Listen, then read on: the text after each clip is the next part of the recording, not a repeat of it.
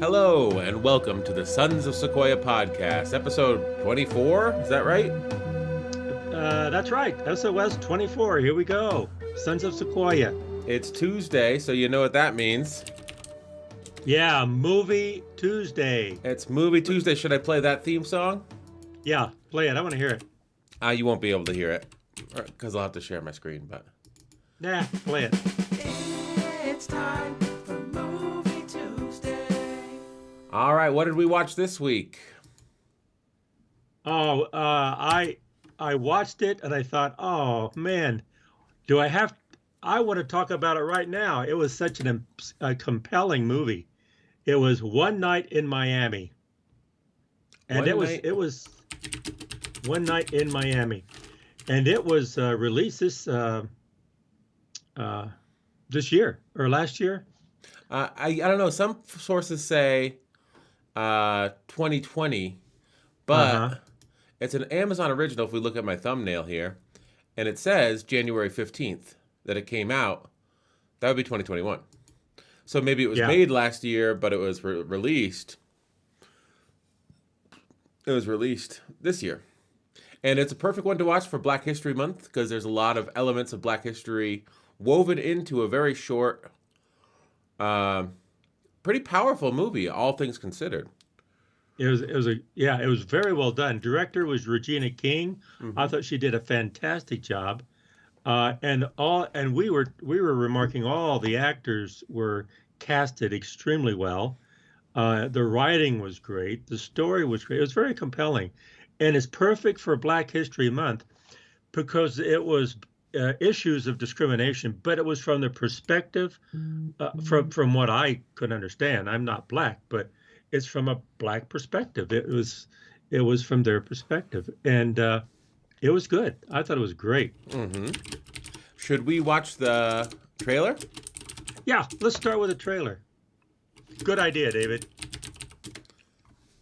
And then I have an article I want to pull up, maybe for later, from the Smithsonian Magazine. It's obnoxious, the amount of ads that are on it, but it's a very good article. And maybe that's why. Should we watch the long form trailer, 2 minutes 33? That seems right, doesn't it? Yeah. I'm going to share screen here.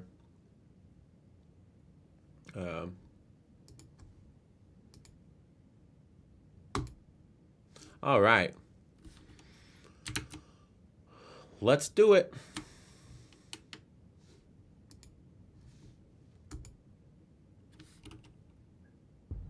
Ready for tonight? I'm as ready as a person can be. After the fight, we're all coming back here for the champ's victory party. Don't be late. Minister Malcolm X. Good news, the chariot is coming. You know I'm the greatest. That's right. Jim Brown takes the ball. Your record is going to stand the test of time. How's everybody feeling tonight? All together, yeah. New heavyweight champion of the world. Say, champ, he don't suppose you could sign an autograph? Yeah, of course, man. Give him an autograph, Jim. Actually, Mr. Cook. Oh, sure thing, brother.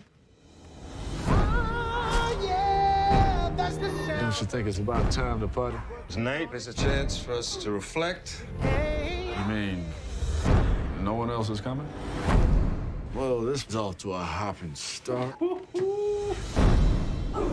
You all are a bright and shining future. You need to understand what is at stake here. Everything's not so black and white like you make it out to be. But we are fighting for our lives. You know I know what's going on out there, right? Listen, listen. Brothers and sisters, listen, listen, listen. Miami, the champ! Swear we'll never find a way to where we're going all alone. The goal is for us to really be free. When you hear the bells ring out, We want a world speak now, where we're safe to be ourselves. speak now. I told him. Can you hear the angels cry out? To think like we want. Speak now, Without having to answer to anybody for it. speak now. We have have to be there for each other. Who's the greatest? You brothers could move mountains without lifting a finger.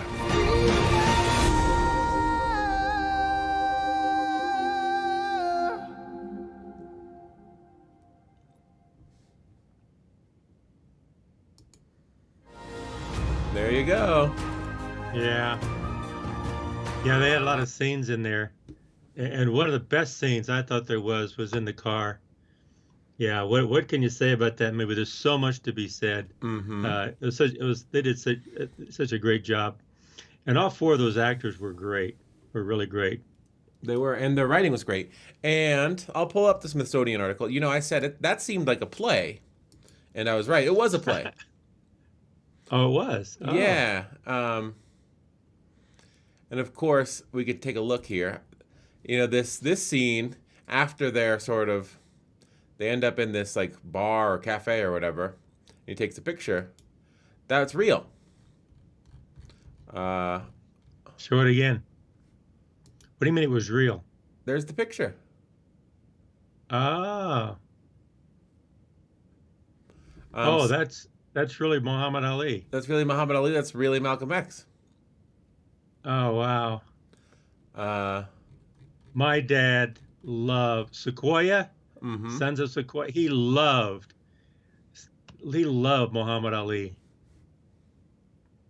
Because Muhammad Ali was very brash, and I'm the greatest, I'm pretty, I'm greatest. My dad loved that because he says it and he backs it up. My dad says, you can say that if you can back it up, and he backs it up. My dad loved him because my dad loved fights, and he'd watch every Friday night fights and Gillette Blue Blades. Da da da da da da da. But Muhammad Ali was great in the ring, was great outside the ring. He was one of a kind. He was great. Well, this article it pulled together some stuff I was talking about how, you know, these four men, they're inspirational figures to the black community, but Muhammad Ali, he stood up for what he thought was right, and through the rose-colored glasses of time, he's sort of like an American icon and hero. But this article points out when he won the championship against Liston and then announced that he was converting to the Nation of Islam, he alienated himself from white people because the Nation of Islam was scary to white people. But he also alienated himself from black people because black people are predominantly Christian.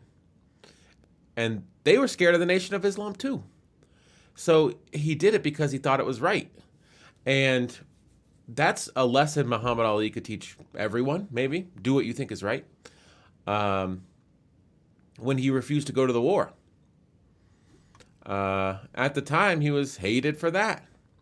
But it was a matter of conscience for him, I think. And I don't know. So, well, like in the car, David, like in the car, what he said, I think, sums up what you were saying. He says, we need a world where we can be free to be ourselves. You don't have to agree with him, but you have to stand up for someone who is just, this is who I am, I'm going to be who I am. And so does the article say this was a play? Yeah, the article says it's a play. But the article also says that this happened. Well, at least Jim Brown and Muhammad Ali were there. So the article says he'd planned a huge post-fight party, but Clay had another idea in mind. No, Jim, there's this little black hotel. Let's go over there, and I want to talk to you. Now, so we know that Jim Brown and Malcolm X were at the hotel. I mean, Jim Brown and Muhammad Ali were at the hotel. It seems as if also in reality, Malcolm X and Sam Cooke were there too, according to this article. So the four of them were together at a small hotel the night that Muhammad Ali beat Sonny Liston. So that's real. Now, Kemp Powers wrote this play, and I think he had an interesting thing to say. he heard about the fact that this happened, and he knew that Clay, Malcolm X, Cook, and Brown were really friends, and they did spend that night together. So he tried to find information, and there was very little information, so he dramatized most of what happened. But the fact that four 60s icons were gathering in the same room at such a pivotal point in history was like discovering that there was a Black Avengers. That's what he said to Deadline. And it's kind of true. Those four guys, they're like superheroes. So, I mean, I guess it doesn't really matter whether or not this actually happened, even though it did. That they were together. We don't know that they had all these conversations, because the power of the movie rests on the power of the conversations they have with each other. But it doesn't really matter. I think that the conversations, it's so well written, and the story moves along so well, and it addresses so many issues that I think that the movie is going to be important, and people will look back at it for years to come and say, that's a good movie. Well, Billy Crystal was a friend of Muhammad Ali, and I guess I hope I get the story right. I should have looked it up before we talk about it, but maybe you can look it up. But Billy Crystal told a story where Muhammad Ali said, "Let's go over here to this restaurant." I said, "Oh, I can't go there. They don't allow Jews." And so Muhammad Ali said, "If they don't let Jews go there, I'm not going." And so he refused to go. Billy Crystal? I think so. Again, I could have got the story wrong, but I kind of remember that story happening, and he a tribute to Muhammad Ali. Billy Crystal was talking about that in his speech one time. That popped into my head. Now I probably shouldn't have said that because I can't back it up. I could be wrong. He gave a eulogy at Muhammad Ali's funeral. Yeah. They were friends for 42 years. Yeah. But it just seems weird that there would be a restaurant that a Jewish person wasn't. Like there was a Jim Crow laws would apply to a Jewish person. I guess maybe it was like a posh country club or something. I don't know, but he said something about, or maybe they would allow them, but they kicked him out, or there's something that Billy Crystal didn't want to go to that, or couldn't go, or didn't want to go, and he says, "Well, if you can't go, I'm not going." Mm-hmm. And so he refused to go. So we probably should have looked that up, but I remember because they were friends. I mean, and also who was the other announcer that really liked Cassius Clay? Howard Cosell. Howard Cosell. Howard Cosell really liked him, and I think Muhammad Ali liked Howard Cosell. Mm-hmm. I mean, and so I don't know. I think Muhammad Ali was bigger than life in the ring and outside the ring. Mm-hmm. But he stood up for what he believed in, and yet in this movie he takes a back seat. And the article points out too that at this time Jim Brown and Sam Cooke were bigger stars than Muhammad Ali. Sam Cooke had a very successful singing career. Jim Brown had been in the NFL since 1958 for 6 years, where he was the best player in the NFL. He'd just done a movie, so he was crossing over into entertainment. And Muhammad Ali was still this 22, 23-year-old kid that the world didn't really know yet. His legend had yet to be written. And when he refused to go to the war, he lost 3 years of his prime, I think 67 to 70, that he wasn't allowed to fight. And he did that on principle. He gave up his career for principle.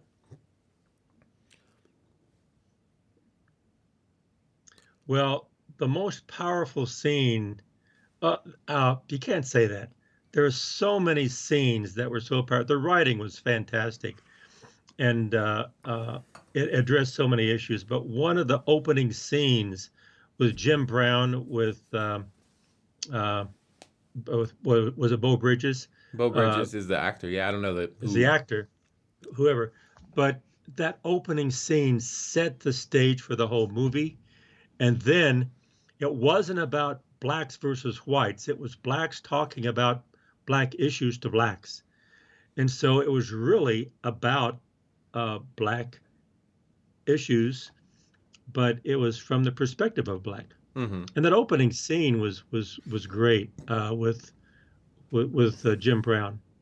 Yeah, That was very powerful. it's interesting. The movie starts with 4 opening scenes for each of our characters. And Yes. then Muhammad Ali wins the championship against Sonny Liston, and they go back to a hotel. Now you're 15 minutes into the movie. Basically, the rest of the movie takes place in one hotel room, more or less. Well, they have scenes, but essentially, you're right. It was in one hotel room, like a play. I mean, there were scenes in the car and the scenes in the house, but those were just tangent. Mm-hmm. Most of the play, most of this movie and the play was in one room. So yeah, the 4 vignettes are Muhammad Ali. It opens on Muhammad Ali fighting in England, and he's fighting some guy. He calls him a tomato can, which is a boxing term for an easy opponent. And he's clowning the guy. He's not even looking at the guy. He's looking out into the crowd, and he gets rocked. And then it cuts away. We find out later that he won that fight, but maybe it was like he showed that he had arrogance and that he wasn't invulnerable or something. I don't know what we're supposed to learn from that vignette. Then the Jim Brown one really drives the racism home. He goes back to his home in Georgia, and he meets this wealthy white guy with this huge house, and he sits on his porch and gives him lemonade. And the guy says, we're so proud of you. You're such a credit to this community. You tell your mother that we're all proud of you here. And then Jim Brown came by because the guy asked him to come by. Mm-hmm. Please come by. I want to talk to you. Please come by. I want to talk to you. So he came over. Oh, come in here. Oh, you're the greatest, and go ahead. And then, of course, the daughter or granddaughter comes out and says, we need help moving this furniture. And Jim Brown says, I'd be happy to help. And Bo Bridges says, well, you know that we don't allow black people in this house. So you have a good day. But he didn't say black people. He used a racial slur to really drive home the fact that he was a racist. And it was so matter of fact that it was just like, yeah, I'm a racist. You know it. I know it. I'm going to say it,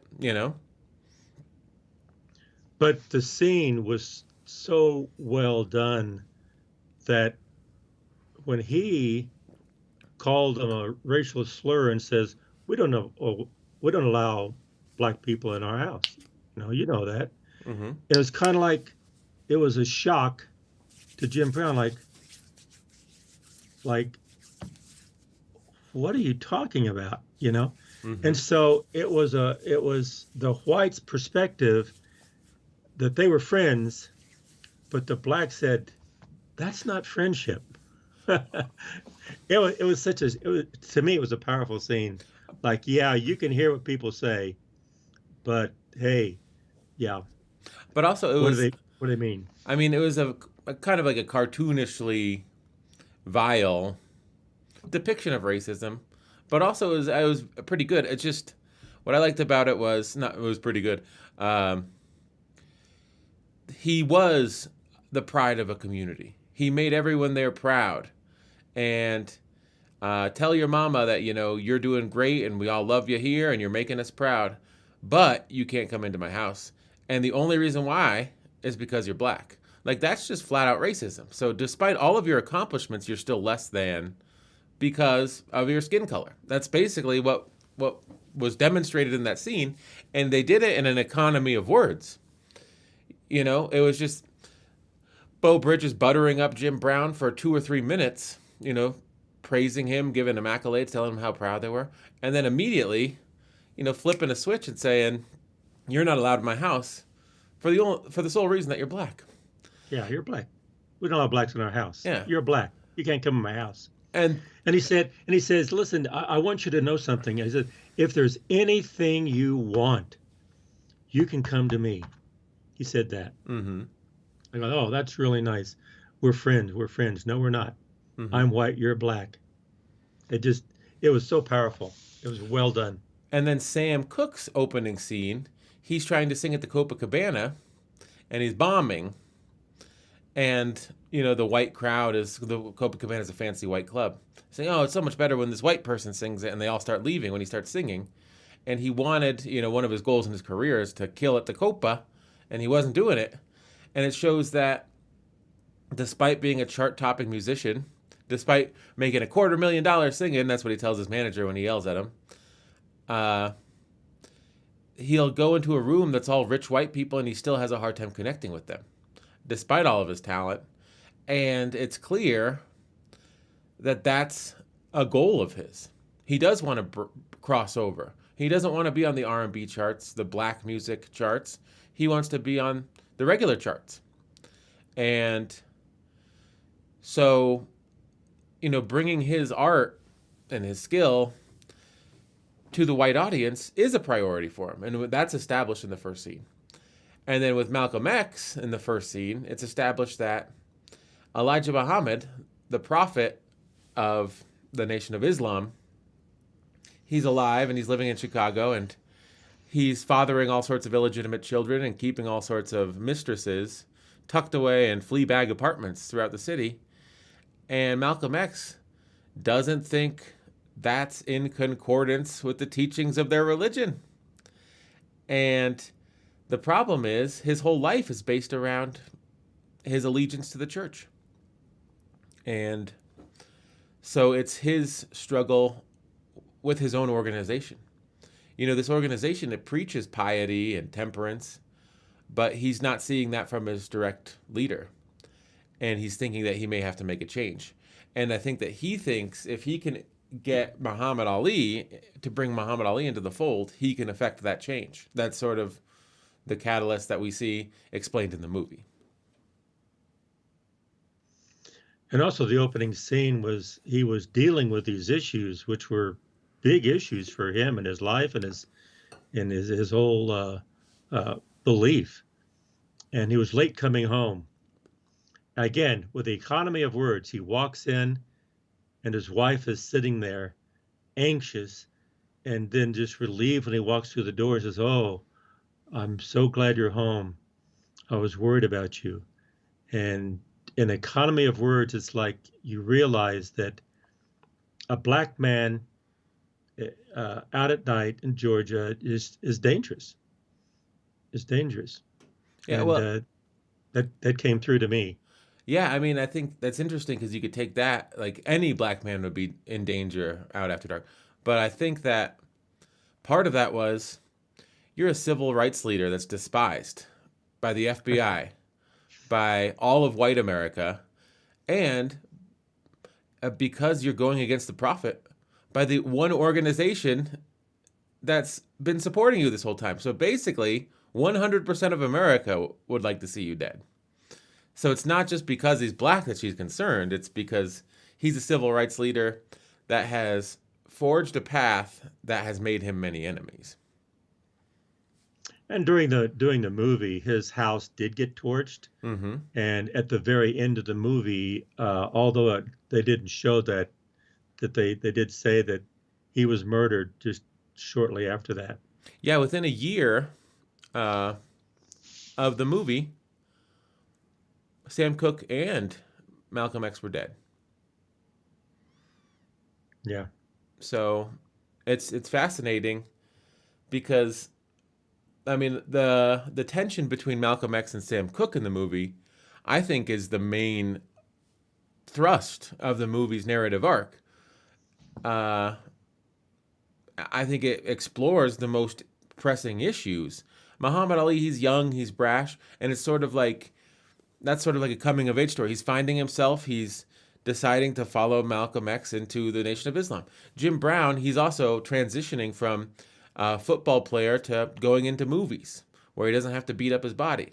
And those are interesting things. And we know by virtue of the fact that those two lived on for decades afterwards. Muhammad Ali lit the torch at the 96 Olympics.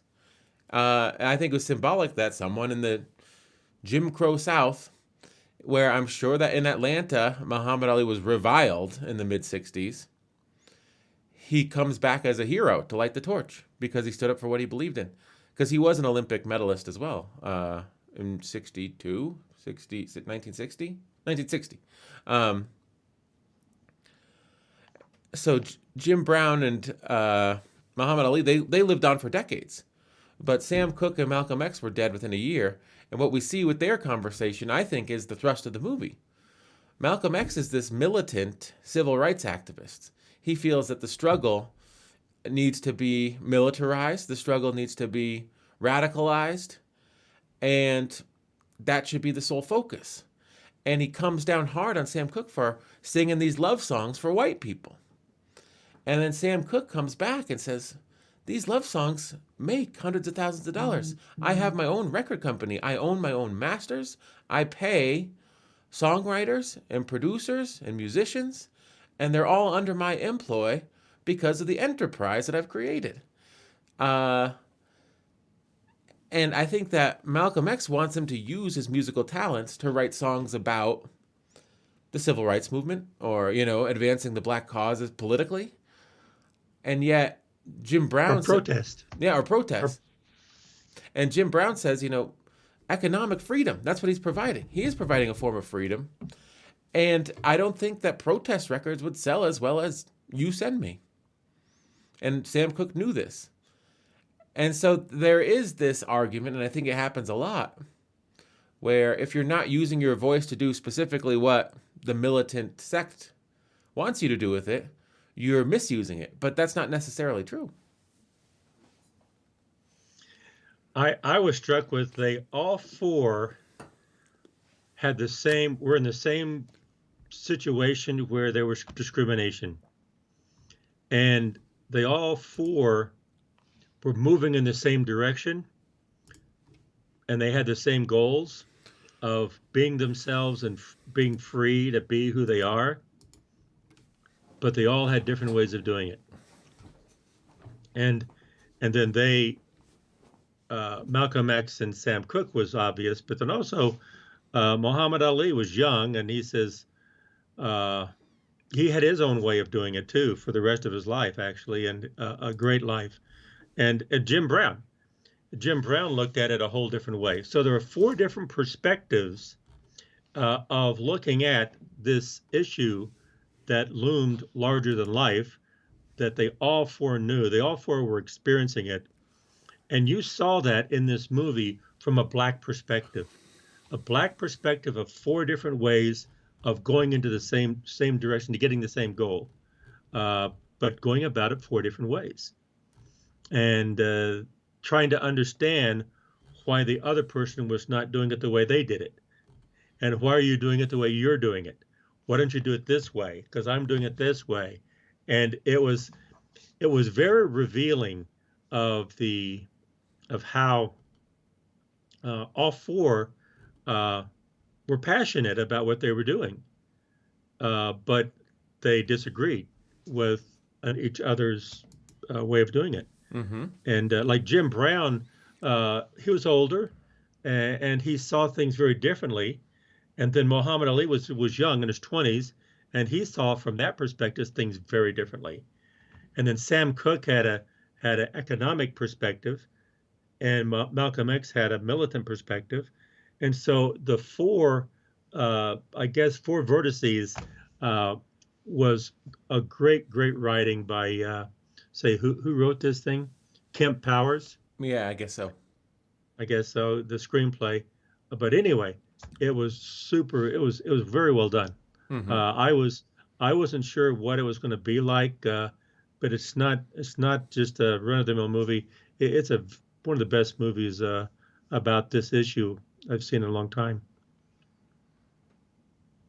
Yeah, I think it's fascinating too. They say, oh, you have this great voice, you should be using it to sing protest songs. And there's an argument to be made. I think we talked about this yesterday when we were discussing beforehand. There's a clip from Ken Burns Jazz talking about Louis Armstrong. And the historian says, you have Martin Luther King and Malcolm X, but I would argue that Louis Armstrong did as much for the civil rights movement as those two, not by virtue of advocating for any specific political policies or protesting any harsh, unjust behavior, but by in the 30s, in the 40s, in the 50s. He was always there. He was always there blowing on his horn, singing his songs, and he was a black guy on stage with all the white guys. And the reason he was there is because he was exceptional. And it's difficult. I mean, yes, I think that you do need to have difficult conversations and say, we need to change these specific policies. We need to change these behaviors. But a good starting point is showing you think you're better than me, but I'm Louis Armstrong and I'm the best at something. And you can't put a white guy on the stage that's going to play trumpet as well as I am. And so what's the deal? Why do you think you're better than me? Like, I'm the best in the world at something. That speaks volumes.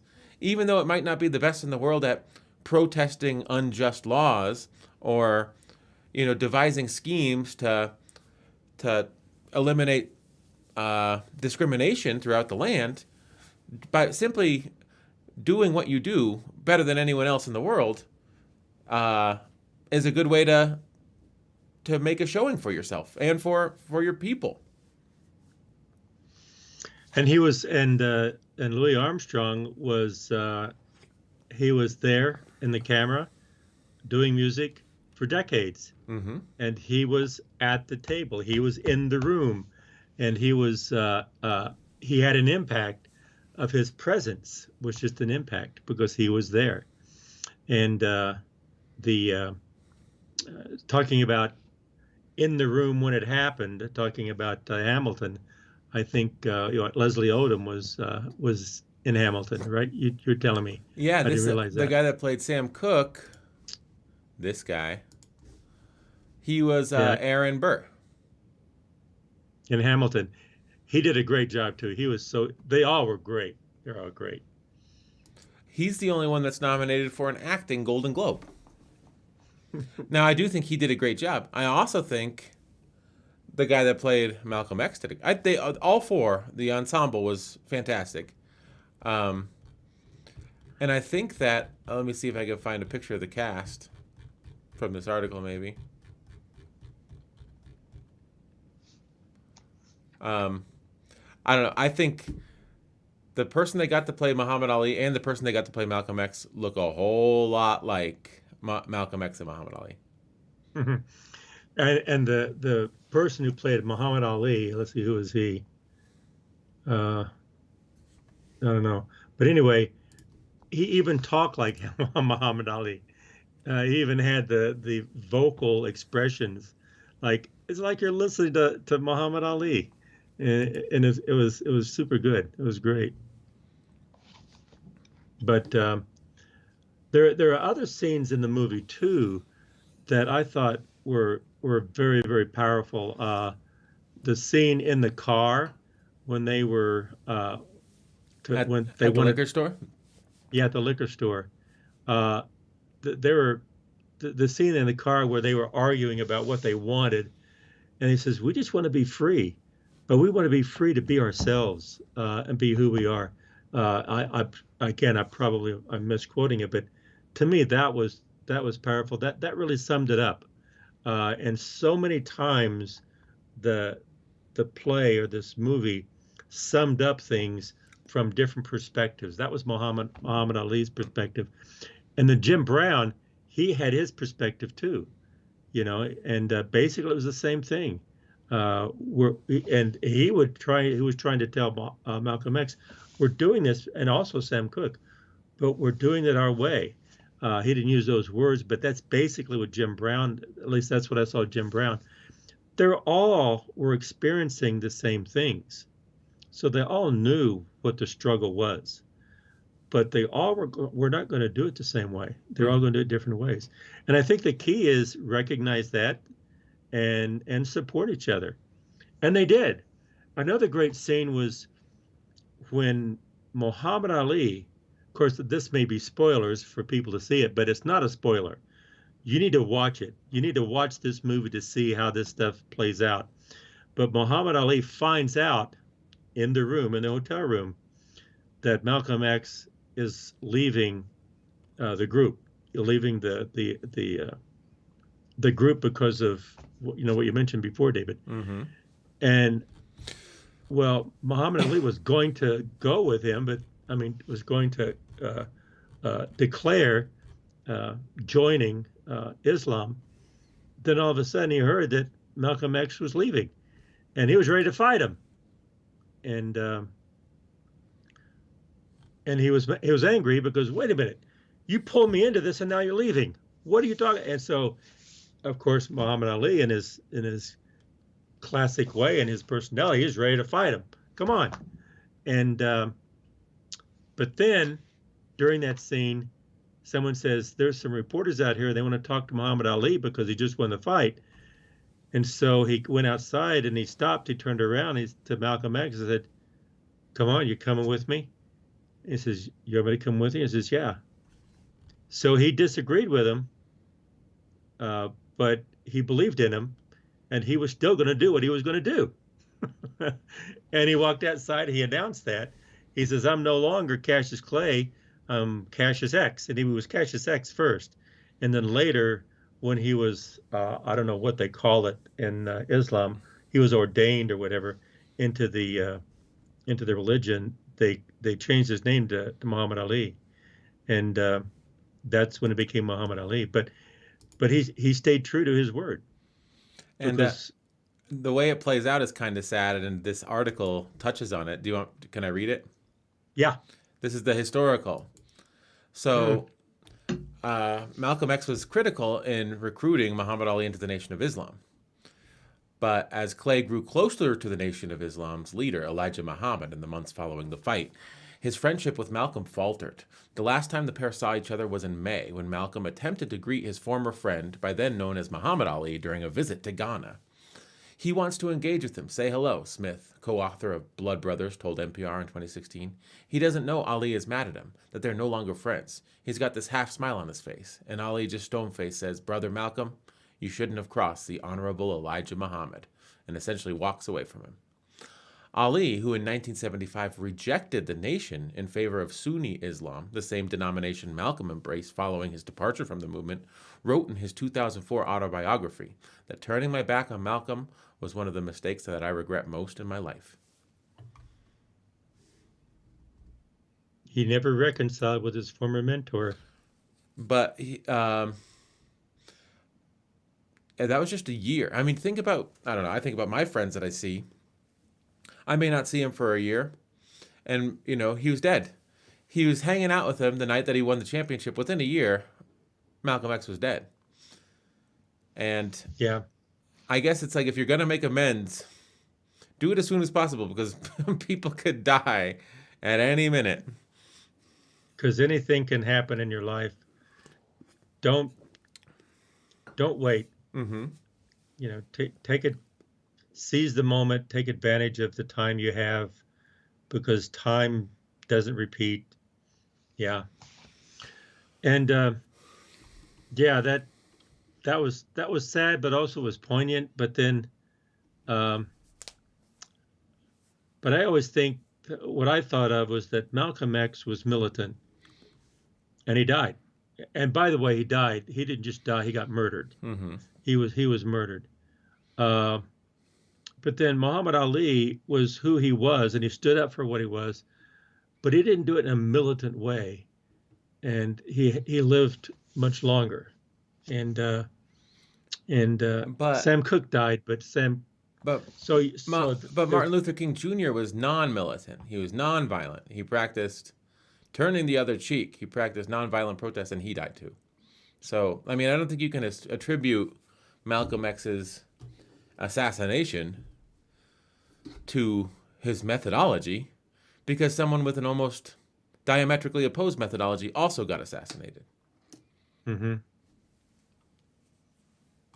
That's true. Logically, you can't do that. But emotionally, I can't help but connect the two. And it may be wrong, but I guess if you're going to be militant, you have to understand. In my mind, again, this is my perspective. If you're going to be militant about it and you feel like you have to do that, then you should do that. But if you do that, be aware of possible repercussions of moving in that direction. Yeah. I read an article. So I can't help but think that. I read an article, it was in Forbes or Fortune, it was one of those financial magazines, where the reporter was able to talk to this billionaire throughout the COVID-19 lockdowns. And the billionaire was giving his perspective. He wanted everyone to be in the office. He thought that everyone was overreacting. And then, of course, a few months in, he's like, I love Zoom. I can have 20 of my employees in a room in the next 30 minutes, even if they're scattered across the country. Like, we should have been doing Zoom a long time ago. But he did say, because the reporter asked him about the George Floyd protests. And he's like, yeah, I mean, there's a lot of injustice in this world, and you can get out there and you can try to fight the power. But if you try to fight the power, you better win. Because the power will fight back. And it has a lot of power, by definition. And it's like, it's a pretty good point. You can poke the bear, but the bear might take a swipe at you. Although I'm not even sure if it was the people that Malcolm X was railing against that ended up killing him. It was his own. It could have been allegedly. It could have been his own group that he helped build. It's true. It's true. Well, another thing I think of too, of course, we're getting away from the movie a little bit. Actually, we're getting away from the movie quite a bit. Mm-hmm. Is that the more visible you are on an issue, the more you become a target. Because no matter what you do, there's going to be people that agree with you. There's going to be people who don't agree with you. And so the more powerful you are and the more you move in one direction, then the stronger that target is on your back by people who disagree with you. And so on the other hand, Muhammad Ali, the way he addressed the issue was not attacking the issue so much as saying, this is who I am and this is what I'm going to do. And so he addressed the issue by being who he was. He was not going to follow that path that other was like, no, I'm not going to do that. I'm going to be myself. And so he addressed it in a different way. Yep. Instead of saying you're wrong, I'm saying I'm going to be who I am. Let's go back to the article. Unlike Floyd Patterson, a former heavyweight champion who'd promoted integration, he had no plans to move into a white neighborhood. We believe that forced and token integration is but a temporary and not an everlasting solution. It is merely a pacifier. I don't have to be what you want me to be. I'm free to be who I want. That's what Muhammad Ali said, or Cassius Clay at the time. Yeah. And he did not change from that perspective for the rest of his life. Mm-hmm. He was who he was. It's fascinating to me, like, because we talk about politics a little bit on this show, and you watch someone like Lindsey Graham, and he'll hold a viewpoint directly opposed to something that he said in the past. He'll say, things should be this way. And then when the political winds shift, he says, things should be the exact opposite way that I said that they should be 4 years ago. And you take a look at someone like that and you say, that person has no conviction or no principle. Then you take a look at someone who stays the same for 30 or 40 years, and they do it even to their detriment. The winds of opportunity, the winds of fortune will not blow their way if they hold that viewpoint. They could compromise, and then you realize the reason they hold it is because they believe it. That they believe what they say, and they act in accordance with their beliefs. And that's inspiring. Mm-hmm. You could say that's America. That's what America should be. But we should fight for the freedom for people to be who they are. Mm-hmm. And who they are should not be taking away the freedom from someone else. And let them be. And that's what these four guys did in the room. In that Miami, the four characters, the four icons of history, they were who they were, and that Malcolm X fought like Sam Cooke.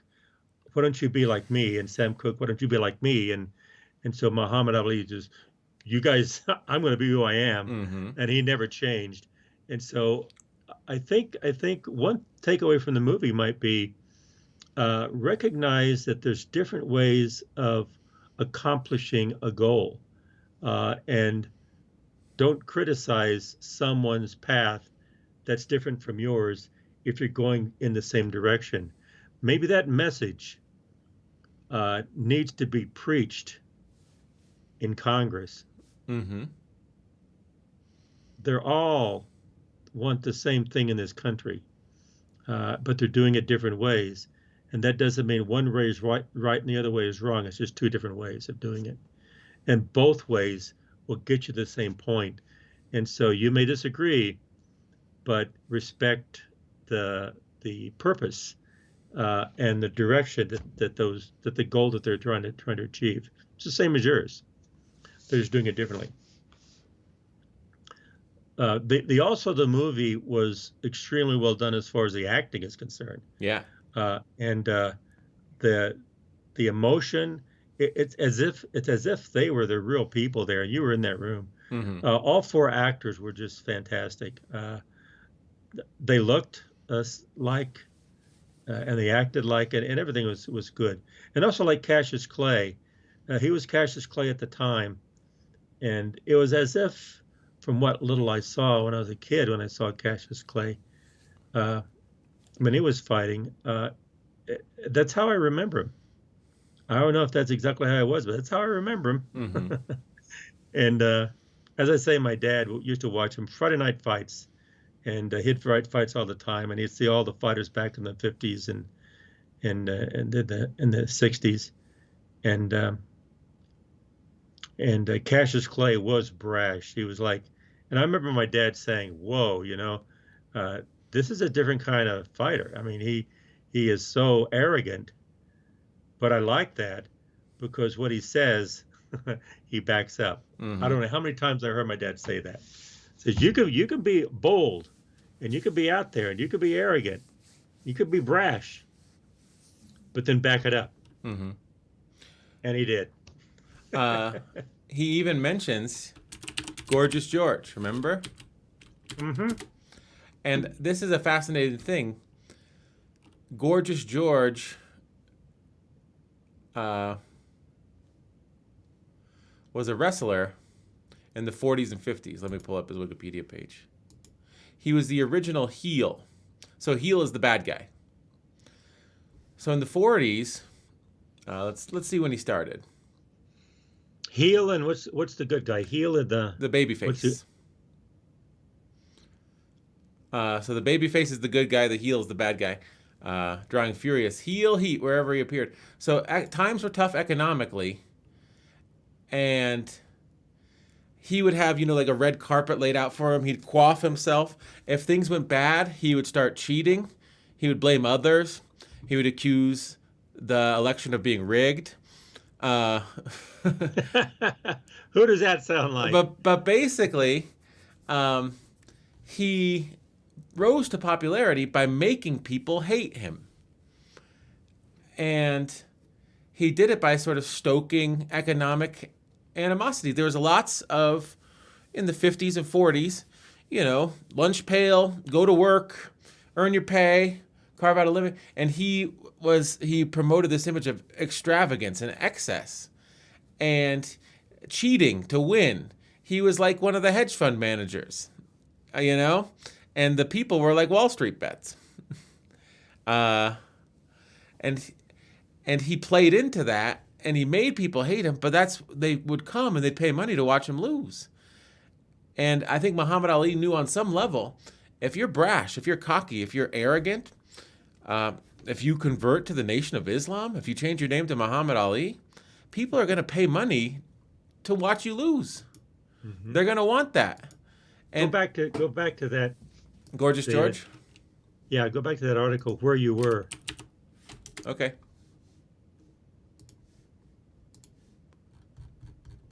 Down there at the bottom.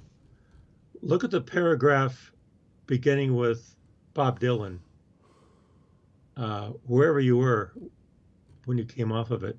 Muhammad Ali and James Brown acknowledged that their own approach to flamboyant self-promotion was influenced by George. A 19-year-old Ali met 46-year-old George at a Las Vegas radio station. During George's radio interview, the wrestler's promo caught the attention of the future heavyweight champion. "If George lost to classy Freddie Blassie," George exclaimed, "I'll crawl across the ring and cut my hair off." But that's not going to happen because I'm the greatest wrestler in the world. Ali, who later echoed that very promo when taunting opponent Sonny Liston, recalled, I saw 15,000 people coming to see this man get beat, and his talking did it. I said, this is a good idea. In the locker room afterward, the seasoned wrestler gave the future legend some invaluable advice. A lot of people will pay to see someone shut your mouth, so keep on bragging, keep on sassing, and always be outrageous. Now go down 2 more paragraphs where it starts Bob Dylan. I did not know this. Bob Dylan said meeting George changed his life. In Dylan's book, The Chronicles, Volume 1, Dylan recounts a story of meeting Gorgeous George in person. He wrote, he winked and seemed to mouth the phrase, you're making it come alive. I never forgot it. It was all the recognition and encouragement I would need for years. Wow. Bob Dylan was great too. Mm-hmm. He was in that movie. Malcolm X plays Sam Cooke, Blowing in the Wind. And he's saying a white guy from Minnesota, he's participating more with his music in opening people's minds than you are, Sam Cooke. And Sam Cooke says, I heard that song and I was upset because I wish that I'd written it. And then Sam Cooke did write a protest song then. Yeah, he wrote A Change Gonna Come. Yeah. Yeah. And he sang it on Carson. Mm-hmm. That was good. And he did do that, as we saw. He did do that. Wow. Well, what I like best about this, to wrap this up, what I like best about the movie, and I told you this, David, that it was looking at the issue of racial discrimination from the perspective of a black talking to a black. And I thought we had insight into the issue, and it was not like we're thinking about the issue.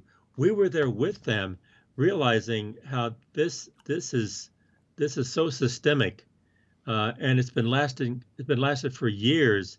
It's not something that has been thrust on us. It's something we grew up with, and it's something that's been all around us. And so, is it right to continue this way? This is they're saying no, it's not. But all 4 of them have different ways of dealing with it. Mm-hmm. And I think the message was so powerful that I think I really did like the movie. And there's a place for movies. There's a place for movies to bring these issues to the forefront and tell a story. And I think telling a story so vividly and so powerfully is a legacy. I think storytelling to bring home points, factual points, and important points would be a great legacy. I know the Cherokees. This is maybe left field, but hey, this is Sons of Sequoia. To bring it back to the Cherokees, their history was storytelling. Mm-hmm. And my dad was a great storyteller. And after my dad died, I was talking to one of my cousins on my mother's side, not my dad's side, my mother's side. And I was talking to one of my cousins, and she was in the hospital. And he's, oh, hi, Mike, how you doing? I said, I'm doing fine. How are you doing? I'm doing okay, And she says, before you leave, could you tell me that story your dad told me about, And it was kind of like storytelling is a legacy. And this movie tells a story that I think is told so well that this movie it's one of the best movies I've seen. Yeah. On this issue. Yeah, I think it is. It's a great movie. It's well written, well directed, well acted. There's not a lot of fireworks. It's mostly dialogue. It's a dialogue-driven movie, but it will make you think, and it will make you gain a new appreciation for issues just based upon the premise of the movie and how well it's executed. And so I can't recommend it enough. I'd say, if you got an extra 2 hours, Amazon Prime Video, One Night in Miami. Is there anything that you'd like to add? Well, from Sons of Sequoia, I'd say keep on talking, but listen more than you talk, and try to understand what the other person means by what they're saying. That sounds good. Signing off, Sons of Sequoia. We'll see you tomorrow.